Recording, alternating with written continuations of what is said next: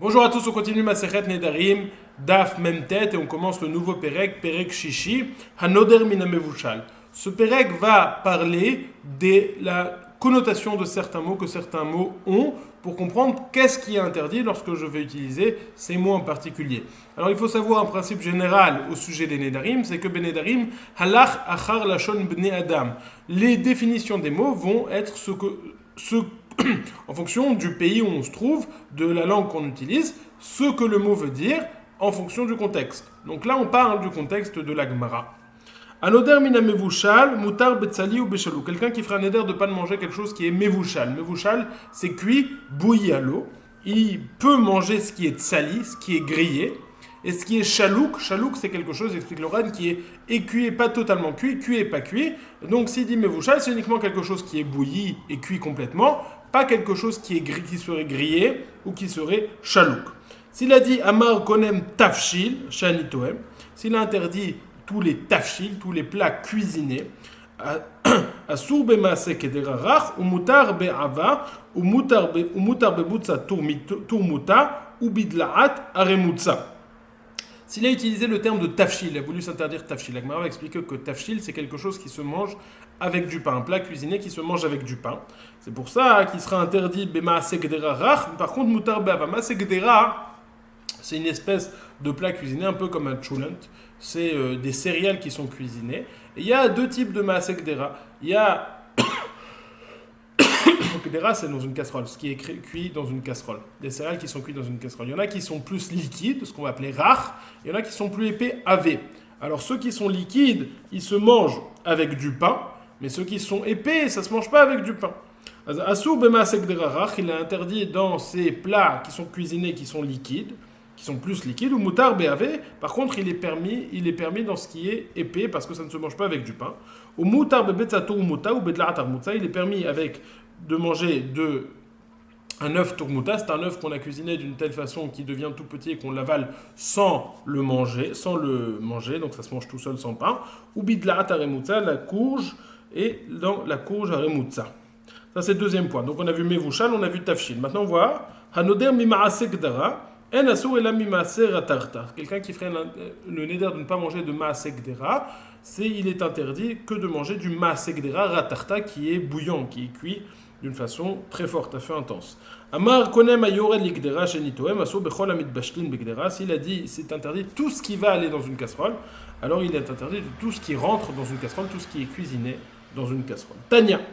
Rabbi Yoshaya nous dit la Gemara. Tanya Rabbi Yoshia oser va falpi shen raya le davar zechal la davar shenemar veivashtu et apesach baesh kemishpato. Rabbi Yoshia, contrairement au premier enseignement de la Mishnah, nous dit que quelqu'un qui ferait un éder de ne pas manger quelque chose qui est mevushal, il a l'interdiction de manger quelque chose qui est tsali, qui est grillé. Comme il dit, même si ce n'est pas une preuve réelle, on voit au sujet du Korban Pessah qui était grillé, et on a utilisé le terme de mevushal à son sujet. Ils ont cuit avec un terme de bichoul le Korban Pessah sur le feu comme on devait le faire, et le Korban Pessah était grillé. Lima be'akemiflige de Rabbi Yoshia savar alachar lashon Torah v'tanya dilan savar bindarim alachar lashon bidei adam. Nous dit la Gemara, peut-être que c'est ça la marloquette entre le Tana de notre Mishnah et Rabbi Yoshia. Le Tana de notre Mishnah pense que dans les Nedarim on va selon les shon bidei adam, selon la façon dont les gens parlent. Tandis que Rabbi Yoshia nous dirait alachar lashon Torah, va selon ce que la Torah, la définition utilisée dans la Torah. Et c'est pour cela que tsali, selon Rabbi Yoshia, ça rentrerait dans le cadre de mevushal et pas selon notre Tana à nous. Lo, dekula alma benedarim alach achar alashon binadam, markiatre ou markiatre. Beatre de Tanya dila netzli karu letzali le mevushal karu le mevushal. Beatre de Rabbi Yoshia afilu tzali karu mevushal. Ve'akra nasivle asmachta be'alma. Nous dit la Gemara, non, en réalité, il n'y a pas de marloquette fondamentale entre les deux.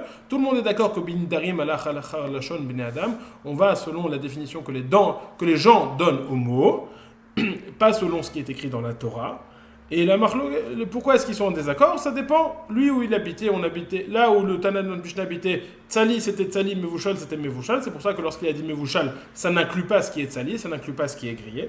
Tandis que dans l'endroit de Rabbi Yoshia, Mevushal ça incluait et ce qui était Mevushal et ce qui était Tsali. Ah, pourtant on demande la Gemara Ve'akra nasiv. Là, comment tu me dire? C'est juste une question de minag, d'habitude, de façon de parler. Pourtant lui il rapporte un verset. Rabbi Yoshia, nous dit Agmara, Smarta Balma. C'est vrai, il rapporte un verset, mais c'est pas une preuve. Il ne veut pas rapporter une preuve de son verset, juste pour dire, voilà, dans la Torah aussi on dit comme ça, mais ce n'est pas la raison, la base de son raisonnement.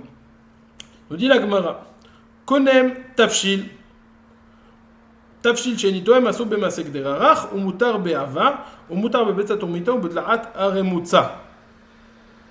La Gemara nous dit, on voit que dans la Mishnah, on a enseigné que quelqu'un qui fait un éder de ne pas manger de tafshil, il ne mange pas du ma'asek dera rare, liquide, mais il peut manger du ma'asek dera épais. Demande la Gemara, pourquoi est-ce qu'il est interdit, alors ça dépend des versions, comment on va lire, mais pourquoi est-ce qu'il est interdit de manger du ma'asek dera rare, ou pourquoi est-ce qu'il est permis de manger du ma'asek épais?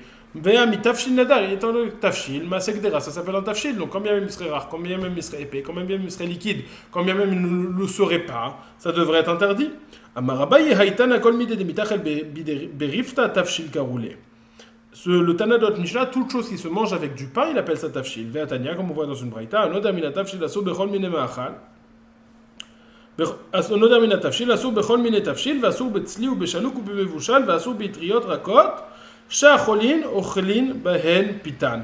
Comme on voit dans une braïta que celui qui fait un éder de ne pas manger de tafshil, il a l'interdiction de manger de tous les tafshil, il a l'interdiction de manger ce qui est tsali, ce qui est chalouk, donc on a dit c'est une forme de cuisson qui est cuit intermédiaire, ou bemevushal, ce qui est mevushal aussi, il a l'interdiction de manger itriot rakot, sha'cholin ochelin bahen pitan. Itriot rakot, c'est des espèces de courges, des petites courges, qu'il a interdit aussi de manger ça, parce que le malade, il mange ça avec son pain. Du fait que l'on a justifié l'interdit de ces itriot rakot par le fait que, on a dit que c'était inclus dans le terme tafshil, par le fait que le malade mangeait ça avec son pain, on en conclut que le terme de tafshil, c'est une preuve au Tana de Mishnah que le terme tafshil définit tout ce qui se mange avec le pain. Demande la Gemara.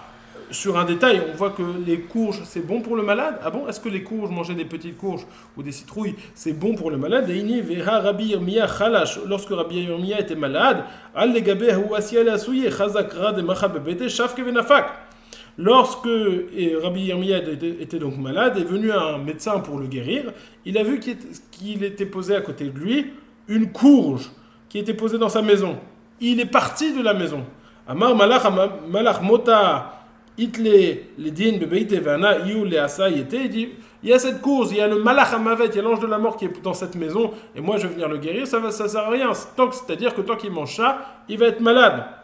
Donc on voit, on a un médecin qui nous a dit que la courge c'était pas bon pour les malades. On a une braïta qui nous dit que la courge c'est bon pour les malades. Deux réponses de l'Agmara. Lokashi ha berekiche ha beashun. Et ça, la courge lorsqu'elle est dure, c'est mauvais. Lorsqu'elle est molle, c'est bon.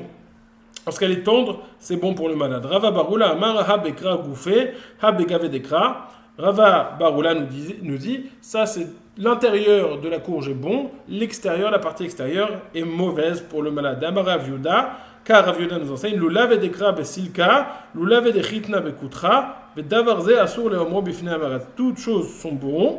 Le cœur de la citrouille mélangé avec des silka, c'est une sorte d'épinard, ou alors le cœur de ce qui se trouve dans le lin avec du koutar. Koutar, c'est une espèce de préparation avec du fromage, du pain un peu moisi et du sel. C'est très bon pour le malade. Et d'avoir ça sur le mont bifne amaret, c'est quelque chose qui est interdit de dire devant un maret parce que sinon il n'y aura plus de lin, il va prendre tout le lin. Rava Amar, donc ça c'est première réponse. Première réponse qu'on dit, c'est il y a deux types de courges. Il y en a une qui est bonne pour le malade, une qui n'est pas bonne pour le malade. Ou alors parce qu'elle est tendre, ou alors parce que c'est la partie intérieure, ou alors parce qu'elle est dure, ou parce que c'est la partie extérieure. Rava propose une réponse différente à cette contradiction apparente entre les deux braïtot. Rava Amar man cholin rabanan. Lorsqu'on dit qui est malade, on fait référence à rabanan. Donc les rabanan, ils mangent ça. Pourquoi est-ce qu'ils mangent ça? Parce que la Torah les affaiblit, mais c'est pas quelqu'un qui est réellement malade. Et donc, lorsqu'on dit que la courge est bon, c'est pas pour les malades vraiment, mais c'est pour Rabbanan qui, à force d'étudier la Torah, ça affaiblit leur corps. Man cholin Rabbanan, Rava l'etaïmé, Rava, selon ce qu'il a déjà dit, Dama Rava, Keman matzlinan al ktiri vel meriye, Keman kerabi aussi. Midamar ktiri ou meriye, shmamina ktiri ktiri, mamash meriye Rabbanan. Il a dit, comme qui ont pris une marloquette entre Rabbi aussi et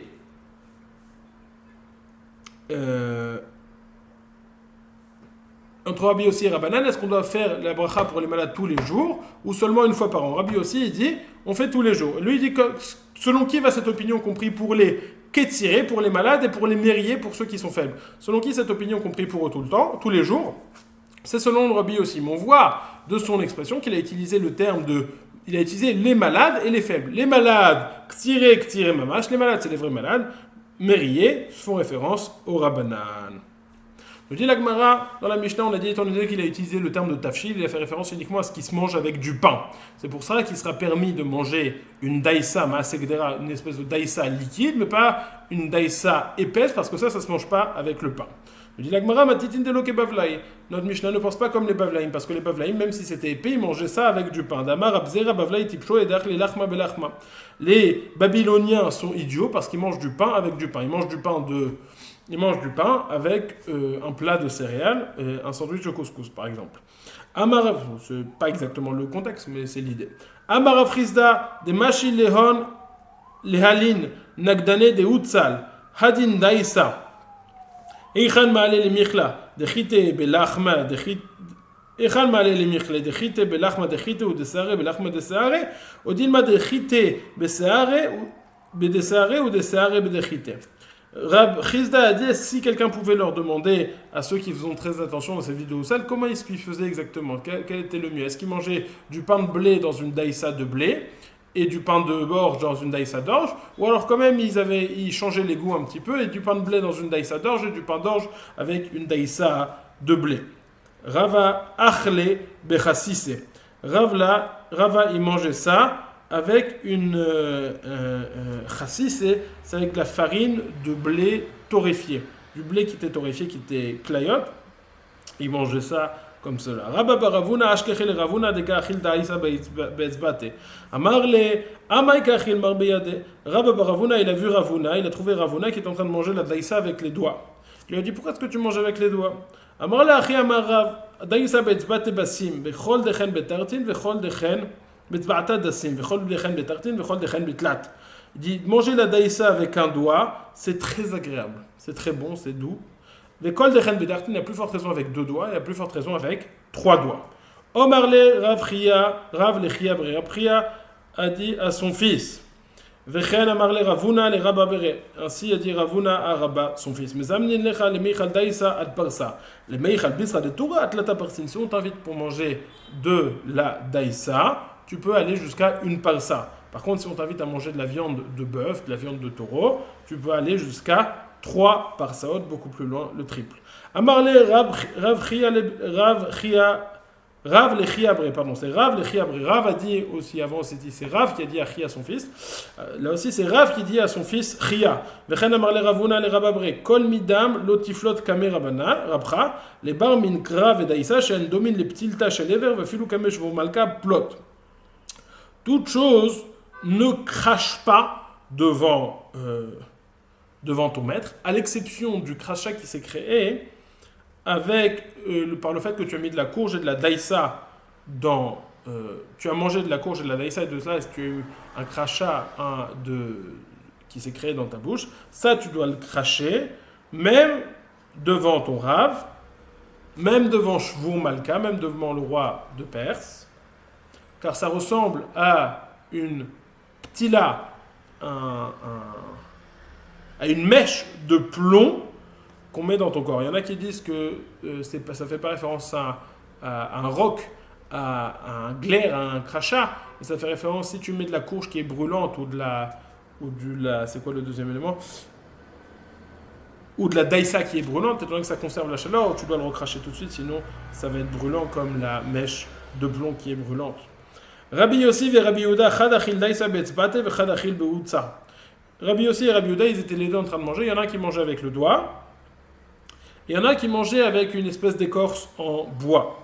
Amar le dachil be'utza, le dachil be'etzbate, almata yetamachilan itzuatra. Celui qui mangeait avec cette espèce de cuillère, cette écorce en bois, il disait, toi, pourquoi tu manges avec les doigts? Quand est-ce que tu manges tes choses impures, impropres? Puisque tout ce que tu as dans tes ongles, c'est sale qui rentre dans le plat. L'autre lui a répondu, Amar le dachil be'etzbate, le dachil be'utza, almata yetamachileni rokra. Celui qui mangeait avec les doigts, il a dit à celui qui mangeait avec l'écorce de bois, il a dit quand est-ce que tu vas manger ton crachat, parce qu'à chaque fois tu mets dans ta bouche, tu t'essuies la bouche. Et donc il y avait un désavantage à chacune des deux opinions, chacune des deux façons de faire. Rabbi Yehuda et Rabbi Shimon aïtou les kaim et les kamayu blue spine. Rabbi Yehuda et Rabbi Shimon, on aura apporté devant eux des blue spine, c'est des espèces de figues qui sont très dures à digérer. Rabbi Yehuda achal, Rabbi Shimon lo achal. Rabbi Yehuda mangeait, Rabbi Shimon n'a pas mangé. Amarle Rabbi Yehuda maïtama lo achilmar. Rabbi Yehuda demandait à Rabbi Shimon pourquoi est-ce que toi tu manges pas ces blue spine. Amarle Rabbi Shimon elu en yotzin ibnayam kolikar, dit parce que ça se digère pas du tout, ça reste toujours dans les intestins, jamais ça sort. Amarle Rabbi Yehuda kol sheken shenis pochalayu le machar, il y a plus forte raison, si ça reste dans l'estomac, ça va nous nourrir, on pourra encore se reposer sur ça demain, ça va nous bien nourrir notre corps. Rabbi Yehuda aviyatif kamed Rabbi Tarfon. Amarle Rabbi Tarfon ayom panechat seuvin. Rabbi Yehuda était assis devant Rabbi Tarfon et il lui a dit Rabbi Tarfon ayom panechat seuvin, t'as le visage tellement clair qui est très éclairé, comment on dit, tu as l'air très heureux. Amarle emesh yatsu avadecha lesade vevinu tardin ve'achalnum belo melach. Rabbi Yehuda lui dit hier tes serviteurs sont revenus du champ, ils nous ont apporté des tradines, qu'on peut traduire en hébreu par des épinards, et on les a mangés sans sel. Et c'est pour ça que je suis très content, je suis resplendissant. Mais si on les avait mangés avec du sel, alors à plus forte raison, on aurait été encore plus resplendissant. Alors Rabbi Yehuda, il dit que la raison pour laquelle il était resplendissant, c'est parce qu'il a mangé des épinards, mais on va voir dans la suite que c'est pas à cause des épinards, c'est grâce à sa Torah. Amraï matronita les Rabbi Yehuda, cette femme importante, a dit à Rabbi Yehuda, Moré verave, tu as l'air tellement heureux que tu as l'air saoul. Pourtant, tu enseignes la Torah et tu bois, tu es saoul. Amarle himnuta beyada da'it eta itaimna ela kidusha ve'avdalta ve'arba kased episra ve'chugranit tzedai min pesach hada atzeret. Il dit, je jure, beyada da'it eta, si je n'ai bu autre chose que le kiddush et la avdala et les 4 verres à Pessah, et après avoir bu les 4 verres à Pessah, je me sers tzedai min pesach hada atzeret. Je